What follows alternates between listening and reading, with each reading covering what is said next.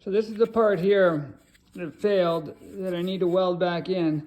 It looks like these spot welds failed from factory, and that's what caused it to then start torquing on this part, and plus the rust too. So my first step will be to start cleaning this up and make a new piece to go over here, and then I'll have to put it in here into the spot where it goes and center it, take some measurements and get it as close as I can, and then I think I'll lift the rear end up and tack it in, or lift the subframe up and tack it in, and then drop it back down and do the final welding. That way I know it's in properly. So I'm gonna have to cut a patch on the inside of the trunk and weld it from up top there.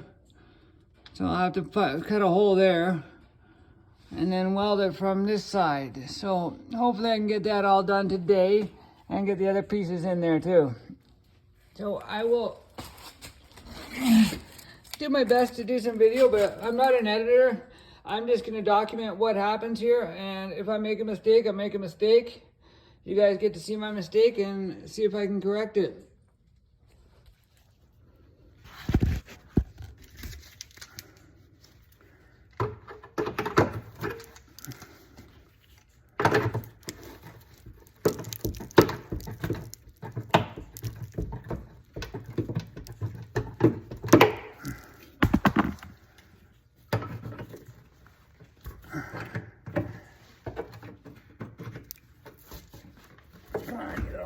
Not it.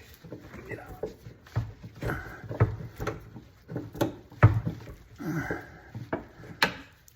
There's another obstacle. Somebody tried to weld this up. It didn't penetrate, so that'll be fun to grind off. Straighten this up as good as I can. Make it more gooder, and then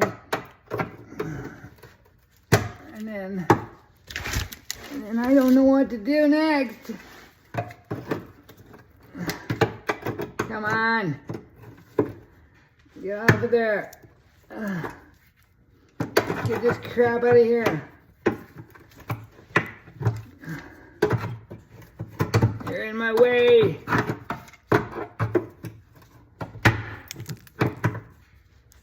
There we go. I'm gonna win. I'm gonna win.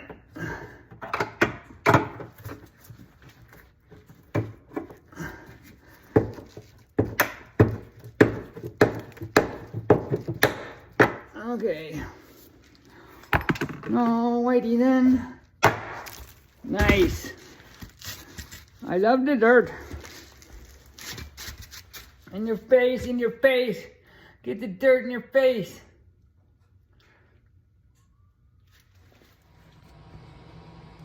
Day one of 2000 BMW 3 Series. Last night we got the rear subframe pulled out. It was pretty much straightforward.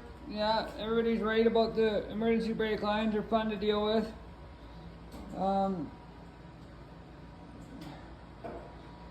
The calipers, I had to unhook them to get them through the rear end, but then they just unscrew right here. And then I screwed them back on just so they don't leak all the fluid out. Diff, drive shaft I just connected. This is what we're dealing with to fix here. It's not too bad there. There's a couple little cracks, but here is what we're dealing with. So I'm gonna have to rebuild that. And then we got the mounting plates to put in there. The other mounts, right there, and the other side aren't too bad. These ones are okay. There's a little bit of surface rust here. I'm not the owner of this car. The owner is going to be here shortly. He's giving me a hand, but he doesn't have a welder or welding experience, so I have offered to help him out. I'm going to leave the gas tank in I'm welding over here. It should be fine. So I'm gonna take this heat shield off and grind around here and prep this and get it all ready. And I'm not sure, I think maybe I'll put it in a fast forward through that and you can see what happens. But the other side turned out is pretty good still.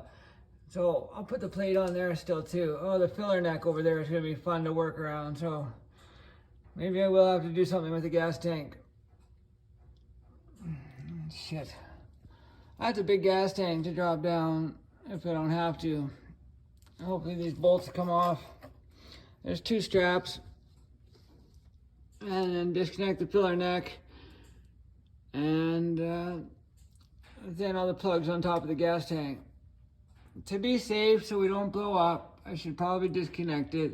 Or maybe I'll just disconnect the filler tube there and bend it out of the way over there. That way I don't cut it, or I don't know yet. I would rather not take the tank out if I don't have to. I'm sure anyone can understand that. But at the same time, I don't want to blow up. The exhaust wasn't very friendly. I didn't want to snap the bolts off the manifold, so you can see right there I cut it. Where's my finger? There's my finger. I cut it right there. And then to put it back on, I got a couple pipes to slide over it, and then we'll just stick it in and weld it up. He wants to do something with the exhaust anyways. The exhaust weighs about 300 pounds. As I'm sure any BMW owner knows, or if they've taken their exhaust off, it's 12 feet long and very heavy. So, sorry about the camera work here. But there we go. You see how they're cut right there? I have a couple of pipes you can slide over top it and then just sort of like sleeve it. The back sheets had to come out to get some stuff off to get inside the trunk cleaned out. So that's where we're at, and this is day 2. We're gonna start doing some cleanup, get all the sand and goop out of here, wire brush this crap off, clean it up, change the bushings here. Got a bushing kit. I don't know what else to say, but here we go. Yippee! And maybe I can convince them to fix this tint. See this tint? Bubble, bubble, bubble, bubble, bubble. Rip that off and retint it. I'm a tinter by trade, but picked up a bunch of other skills. 50-something years old, so by the time you get as old as me, you figure out how to do a few other things in life. Because I've always been poor, so I've had to do everything myself. I haven't had the luxury of getting people to do things for me. I've always had to start off with crap and build it to make it nice. So that's why I'm doing jobs like this too. So I can get food to live till tomorrow, to do another job, to buy more food, to live till the next day. Bye-bye, everybody. Next, I'm gonna remove all this rusty metal from here and make a new patch to go on the underneath. So that's where I'm at now. You start grinding everything off. You see that there's this crack here and this crack here that I didn't see before. And inside there's cracks here too. So I drilled a hole through there and there and there just so I can locate it inside the trunk. And then inside the trunk I'll cut a little hatch to expose that so I can weld the mount in from inside the trunk. So that will be the next step. After I weld up these cracks first, I'll make a template and clean these edges up and then weld that. Bushings are out. I had to use a heat gun instead of a torch because my torch broke. But it just took a little longer and they came out hard in a bunch of pieces, and I had to use a sawzall to cut them and then hit them out with a punch and a hammer, etc. So that was fun, but it's done anyways. Next step.